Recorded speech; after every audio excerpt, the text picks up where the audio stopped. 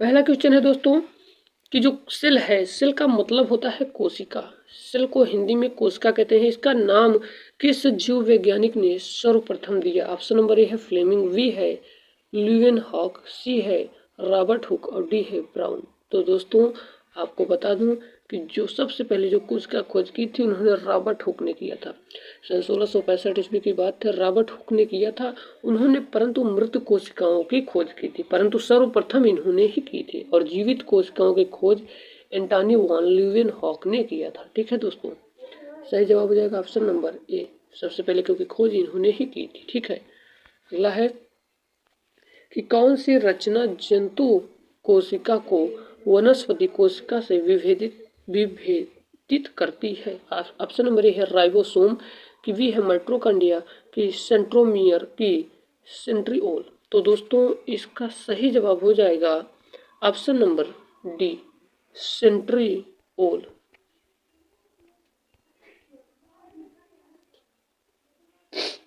Centriole हो जाएगा। अगला क्वेश्चन है दोस्तों, कह रहा है कि कोशिका में राइबोसोम की अनुपस्थिति में, जो राइबोसोम होता है दोस्तों, आपको बता दूं कि जो राइबोसोम होता है इसकी अनुपस्थिति में कौन सा कार्य संपादित नहीं होता है? ये जो दोस्तों राइबोसोम होता है इसको प्रोटीन की फैक्ट्री कहा जाता है। आपको हम बता दें कि इसे ही प्रोटीन की फैक्ट्री कहा जाता है। ठीक है, कह रहा है क्वेश्चन की कोशिका के राइबोसोम की अनुपस्थिति में कौन सा कार्य संपादित नहीं होगा? ऑप्शन नंबर ए है श्वसन, बी है उत्सर्जन, सी है प्रोटीन संश्लेषण, डी है कार्बोहाइड्रेट संश्लेषण। तो दोस्तों आपको बता दूं कि राइबोसोम की अनुपस्थिति में कार्य श्वसन होगा, उत्सर्जन भी होगा, परंतु प्रोटीन संश्लेषण नहीं होगा दोस्तों। तो सही जवाब हो जाएगा ऑप्शन नंबर सी। ठीक है, हम लोग चलते हैं अपने अगले प्रश्न की ओर। हमारा चौथा नंबर का प्रश्न है, कह रहा है कि यदि माइटोकॉन्ड्रिया, पहले आपको माइटोकॉन्ड्रिया को समझाते हैं। माइट्रो प्लस कॉन्ड्रिया, ये दो शब्दों से मिलकर बना हुआ है माइट्रो प्लस कॉन्ड्रिया। दोस्तों माइटोकॉन्ड्रिया को हम सूत्र कणिका भी कहते हैं क्योंकि ये कणिकामय होता है। इसकी खोज अल्टमैन ने किया था। ठीक है दोस्तों, क्वेश्चन अब क्या कर रहा है, क्वेश्चन को हम लोग समझते हैं कि यदि माइटोकॉन्ड्रिया का काम करना बंद कर दे, अच्छा ठीक है, तो कोशिका में कौन सा कार्य नहीं होगा? एक चीज आप लोग याद रखना दोस्तों, कोशिका का ये एक ऐसा भाग है जो ऑक्सीजन शोषण करता है, इससे ही ऊर्जा प्राप्त होती है दोस्तों। तो कौन सा कार्य नहीं करेगा? ऑप्शन नंबर ए है कि भोजन का अवकरण, ऑप्शन बी है भोजन का ऑक्सीजन, सी है भोजन का पाचन, डी है भोजन का अवशोषण। तो दोस्तों इसका सही जवाब हो जाएगा ऑप्शन नंबर बी, भोजन का ऑक्सीजन। आपको भी बताया कोशिका का एक ऐसा भाग है जो ऑक्सीजन शोषण का काम करता है, यानी ऑक्सीजन। ठीक है, अगला क्वेश्चन हम लोग चलते हैं दोस्तों। हमारा दोस्तों 5 नंबर का प्रश्न कह रहा है कि कोशिका का ऊर्जा ग्रह किसको कहा जाता है? कोशिका का जो ऊर्जा ग्रह का मतलब होता है पावर हाउस। तो आपको बता दूं जो कोशिका का ऊर्जा ग्रह है उसे माइटोकॉन्ड्रिया को कहा जाता है, क्योंकि इससे ही ऊर्जा प्राप्त होती है। ठीक है दोस्तों, अब हम लोग चलते हैं अपने अगले प्रश्न की ओर। अगला प्रश्न देखने वाले हैं। हम जितने भी प्रश्न बता रहे हैं ये भर्ती बोर्ड परीक्षाओं में पूछे गए सभी प्रश्न हैं। ठीक है, हम लोग चलते हैं अपने अगले 6वें नंबर के प्रश्न की ओर दोस्तों। 6वां नंबर का प्रश्न है हमारा कि कौन सबसे बड़ा कोशिका अंग है? ऑप्शन नंबर ए है गुणसूत्र, की बी है माइटोकॉन्ड्रिया, की प्लास्टिड, की गाल्जी काय। तो दोस्तों इसका राइट आंसर हो जाएगा दोस्तों, ये इसका राइट आंसर हो जाएगा ऑप्शन नंबर सी, प्लास्टिड। ठीक है, हम लोग चलते हैं अगले प्रश्न की ओर दोस्तों। अगला प्रश्न है कि कोशिका में प्रोटीन संश्लेषण कहाँ होता है? तो ऑप्शन नंबर है गाल्जी काय में होता है, कि राइबोसोम में होता है, कि माइटोकॉन्ड्रिया में, कि सेंट्रोसोम में होता है। तो दोस्तों आपको मैं बता दूं कि दोस्तों गाल्जी काय में प्रोटीन जो संश्लेषण होता है ये गाल्जी काय में नहीं होता है, और माइटोकॉन्ड्रिया में भी नहीं होता है, और सेंट्रोसोम में भी नहीं होता। सेंट्रोसोम जो होता है दोस्तों ये कोशिका विभाजन का काम करता है। ठीक है, तो जो प्रोटीन संश्लेषण है वो राइबोसोम में ही होता है। ठीक है, राइबोसोम की ही प्रोटीन की फैक्ट्री कहा जाता है दोस्तों। ठीक है, अगला क्वेश्चन है दोस्तों, कह रहा है कि पादप कोशिकाओं का सबसे बाहरी दोस्तों पादप कोशिकाओं का सबसे बाहरी आवरण कहलाता है। यानी कि जो पादप कोशिका होता है उसका सबसे बाहरी वाला भाग क्या कहलाता है। क्वेश्चन समझिए पहले क्या पूछ रहा है। ऑप्शन नंबर ए है कोशिका झिल्ली की कोशिका भित्ति की टोनोप्लास्ट की एंडोप्लाज्मिक रेटिकुलम यानी अंतः प्रदप्य जालिका। ये कोशिका का आंतरिक भाग है, इसीलिए एंडोप्लाज्मिक रेटिकुलम को आंतरिक कंकाल कहा जाता है। तो ये तो नहीं होगा दोस्तों। इसका सही जवाब हो जाएगा ऑप्शन नंबर बी कोशिका भित्ति। ठीक है दोस्तों, कोशिका भित्ति को ही पादप कोशिकाओं का बाहरी आवरण कहलाता है। ठीक है, हम लोग चलते हैं अपने अगले प्रश्न की ओर। कह रहा है कि सेल यानी कोशिका को एक निश्चित रूप प्रदान करती है। एक निश्चित रूप कौन प्रदान करता है? केंद्रिका करती है कि कोशिका भित्ति की कोशिका झिल्ली की गाल्जी काय। तो दोस्तों आपको बता दूं इसका राइट आंसर हो जाएगा ऑप्शन नंबर बी कोशिका भित्ति जो होती है कोशिका को एक निश्चित रूप प्रदान करती है। ठीक है, हम लोग चलते हैं अपने 10वें नंबर के प्रश्न की ओर। दोस्तों कह रहा है कि कौन सा कोशिका अंग केवल पादप कोशिकाओं में पाया जाता है। तो ऑप्शन नंबर ए है कोशिका भित्ति की लवक की रिक्तिकाय की उपयुक्त सभी। तो दोस्तों इसका सही जवाब हो जाएगा ऑप्शन नंबर ए कोशिका भित्ति। ये दोस्तों केवल पादप कोशिकाओं में ही पाया जाता है, ये जंतु कोशिका में नहीं पाया जाता है। ठीक है, हमारा अगला क्वेश्चन है कि कोशिकीय श्वसन का सक्रिय स्थल है।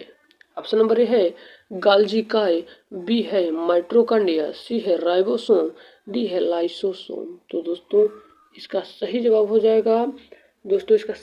जाएगा ऑप्शन नंबर बी माइटोकॉन्ड्रिया। ठीक है, हम लोग चलते हैं अपने अगले प्रश्न की ओर। दोस्तों कह रहा है कि अवर्णी लवक मुख्यतः पाए जाते हैं जड़ों की कोशिकाओं में, कि तनों की कोशिकाओं में, कि पत्तियों की कोशिकाओं में, कि फलों की कोशिकाओं में। तो दोस्तों इसका सही जवाब हो जाएगा ऑप्शन नंबर ए जड़ों की कोशिकाओं में। ठीक है, ये जड़ों की कोशिकाओं में पाया जाता है। हम लोग चलते हैं अपने अगले प्रश्न की ओर। कह रहा है कि फूल और बीज को विभिन्न प्रकार के आकर्षण रूप प्रदान करता है। तो जो फूलों और बीजों के जो विभिन्न प्रकार के आकर्षण रूप प्रदान करता है, ऑप्शन नंबर ए है दोस्तों ल्यूकोप्लास्ट की, क्रोमोप्लास्ट की, क्लोरोप्लास्ट की, टोनोप्लास्ट। तो दोस्तों इसका सही जवाब हो जाएगा ऑप्शन नंबर बी क्रोमोप्लास्ट। ठीक है, हमारा अगला क्वेश्चन है दोस्तों कि कोशिका की आत्महत्या की थैली कहलाती है। तो दोस्तों कोशिका की जो आत्महत्या की थैली है आपको हम पहले समझा दे रहे हैं इसके बारे में। लाइसोसोम कहलाती है कि राइबोसोम की, न्यूक्लियोसोम, गाल्जी काय। तो दोस्तों इसका राइट आंसर हो जाएगा ऑप्शन नंबर ये लाइसोसोम। पहले लाइसोसोम को आप समझिए क्या होता है दोस्तों। लाइसोसोम दोस्तों अगर कोशिका का कोई अंग काम नहीं करता है ना तो उसको ये नष्ट कर देता है, और कोई भी अगर उसका पूरा कार्य नहीं कर रहा है उसका कोई अंग, पूरा अंग, तो उसको पूरे को नष्ट कर देता है। सबसे बड़ी बात ये खुद को भी नष्ट कर लेता है, इसलिए इसे एटम बॉम्ब या आत्महत्या की थैली भी कहा जाता है। अब आपको समझ में आ गया होगा। अगला क्वेश्चन है दोस्तों कि कोशिका द्रव्य में उपस्थित महीन शाखित झिल्लीदार और अनियमित नलिकाओं का घना जाल कहलाता है। ऑप्शन नंबर ए है गाल्जी काय, कि माइटोकॉन्ड्रिया, कि राइबोसोम, कि एंडोप्लाज्मिक रेटिकुलम यानी अंतः प्रदप्य जालिका। एंडोप्लाज्मिक रेटिकुलम का मतलब होता है दोस्तों एक कोशिका का सबसे आंतरिक भाग है, इसलिए इसे आंतरिक कंकाल कहा जाता है। दोस्तों इसका दोस्तों सही जवाब हो जाएगा दोस्तों 15 नंबर का सही जवाब हो जाएगा ऑप्शन नंबर डी हो जाएगा एंडोप्लाज्मिक रेटिकुलम। ठीक है दोस्तों, अब हम उम्मीद कर रहे हैं आप लोगों को समझ में आ रहा होगा। अगर आप लोगों को समझ में आ रहा है तो जाइए हमारी YouTube के प्लेलिस्ट पर जाके आप लोग पूरी वीडियो को अच्छे से एकदम बेहतरीन तरीके से पढ़ सकते हैं, उसमें कोई भी दिक्कत नहीं आएगी। और आपको पसंद आया हो तो हमारे चैनल को ज़रूर सब्सक्राइब करिए। दोस्तों अब हम लोग चलते हैं 16 नंबर के प्रश्न से। दोस्तों हम लोग चल रहे हैं अपने 16 नंबर के प्रश्न की ओर। कह रहा है दोस्तों कि प्रोटीन निर्माण का सक्रिय स्थल होता है? ऑप्शन नंबर ए है लाइसोसोम की राइबोसोम की माइटोकॉन्ड्रिया की गाल्जी का। तो दोस्तों इसका सही जवाब हो जाएगा ऑप्शन नंबर बी राइबोसोम। ठीक है, प्रोटीन निर्माण का जो सक्रिय स्थल है वो राइबोसोम कहलाता है। ठीक है, हम लोग चलते हैं अपने अगले प्रश्न की ओर। कह रहा है कि लाइसोसोम में पाया जाने वाला एंजाइम जिनमें जीवद्रव्य को घुला देने या नष्ट कर देने की क्षमता होती है वह कहलाता है सेल स्पेस की, साइटोप्लाज्मा की, न्यूक्लियोप्लाज्मा की, हाइड्रोलाइटिक एंजाइम। तो दोस्तों इसका सही जवाब हो जाएगा option number D hydrolytic enzyme. ठीक है, हमारा अगला प्रश्न है कि 80% यानी 80% का मतलब 80% से अधिक सेल में पाया जाने वाला पदार्थ। तो दोस्तों ऑप्शन नंबर ए है प्रोटीन की, बी है चर्बी की, खनिज की, जल। तो दोस्तों इसका सही जवाब हो जाएगा ऑप्शन नंबर डी जल। कोशिका में 80% जल पाया जाता है, आप लोग इसको समझ लीजिए। ठीक है, हम लोग चलते हैं अपने 19 नंबर का प्रश्न। कह रहा है दोस्तों, कह रहा है कि किसने यह मूल अवधारणा प्रस्तुत की थी कि सभी जीव कोशिकाओं के बने होते हैं? दोस्तों ए है पास्वर, बी है स्लाइडेन, सी है रॉबर्ट हुक, डी है टी श्रॉन। ऑप्शन नंबर ए है केवल 2, ये गलत दोस्तों। बी है 1 2 दोस्तों, जो ये भी गलत है। और दोस्तों ऑप्शन नंबर सी है 2 3, ये भी गलत है। डी है 2 और 4, ये वाला सही हो जाएगा। ऑप्शन नंबर डी सही हो जाएगा दोस्तों।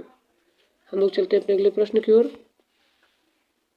कह रहा है कि किसकी उपस्थिति के कारण किस पादप कोशिका और पशु कोशिका में अंतर पाया जाता है? ऑप्शन नंबर ए है क्लोरोप्लास्ट की, कोशिका भित्ति की, कोशिका कला की, केंद्रक। तो दोस्तों इसका राइट आंसर हो जाएगा ऑप्शन नंबर बी कोशिका भित्ति। कोशिका भित्ति। हम लोग चलते हैं अपने अगले प्रश्न की ओर। कह रहा है कि गाल्जी का प्रमुख कार्य क्या है? ऑप्शन नंबर ए है श्वसन की, कोशिका विभाजन शुरू करना की, पाचक रस उत्पन्न करना की, स्रावी। तो दोस्तों इसका सही जवाब हो जाएगा ऑप्शन नंबर डी स्रावी। ठीक है, हमारा अगला क्वेश्चन है कि कौन सा कोशिका अंग डीएनए रखता है? माइटोकॉन्ड्रिया की, गाल्जी का, लाइसोसोम की, सेंट्रिओल। तो दोस्तों इसका राइट आंसर हो जाएगा ऑप्शन नंबर इसका राइट आंसर हो जाएगा ए नंबर माइटोकॉन्ड्रिया। हम लोग चलते हैं अपने अगले प्रश्न की ओर दोस्तों। कह रहा है कि कौन सा कोशिका अंग प्रोटीन संश्लेषण में प्रमुख भूमिका निभाता है? लाइसोसोम एवं सेंट्रोसोम की, एंडोप्लाज्मिक रेटिकुलम एवं राइबोसोम। तो दोस्तों इसका सही जवाब हो जाएगा ऑप्शन नंबर बी ही एंडोप्लाज्मिक रेटिकुलम। एवं एंडोप्लाज्मिक रेटिकुलम का मतलब अंतःप्रदप्त जालिका, आपको अभी बताए थे, और राइबोसोम। ठीक है,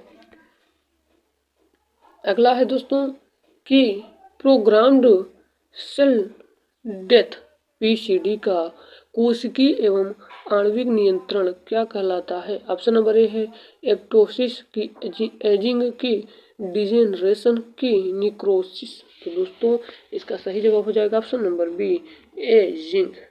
अगला क्वेश्चन है कि कौन सा अंगक प्रायः जंतु कोशिका में उपस्थित नहीं होता है? ऑप्शन नंबर ए है लवक, गाल्जी काय की, माइटोकॉन्ड्रिया की, एंडोप्लाज्मिक रेटिकुलम। तो दोस्तों सही जवाब हो जाएगा ऑप्शन नंबर ए लवक।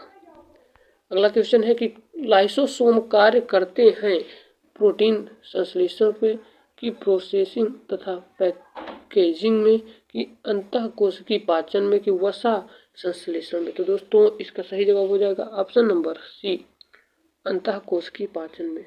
अगला क्वेश्चन है कि कोशिका भित्ति होती है पारगम की, अर्धपारगम की, चयनात्मक पारगम की, अपारगम। दोस्तों इसका सही जवाब हो जाएगा ऑप्शन नंबर ए पारगम में होती है कोशिका भित्ति।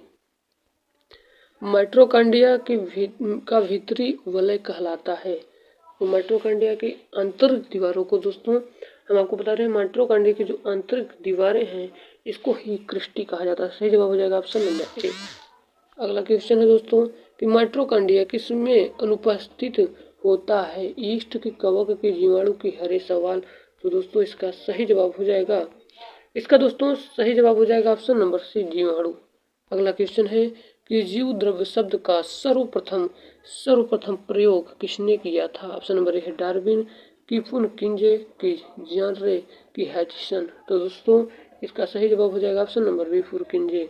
दोस्तों आई होप आपको वीडियो बहुत ज़्यादा पसंद आया होगा। अगर पसंद आया हो तो हमारे वीडियो चैनल को जरूर सब्सक्राइब करिए, लाइक करिए। मिलते हैं किसी नए वीडियो के में, तब तक के लिए जय हिंद, वंदे मातरम। अगर मेरा मुहिम, ये मेरा काम आपको पसंद आ रहा हो तो ज़रूर हमारे चैनल को आप लोग सपोर्ट करिए। चलिए मिलते हैं किसी नए वीडियो में, तब तक के लिए जय।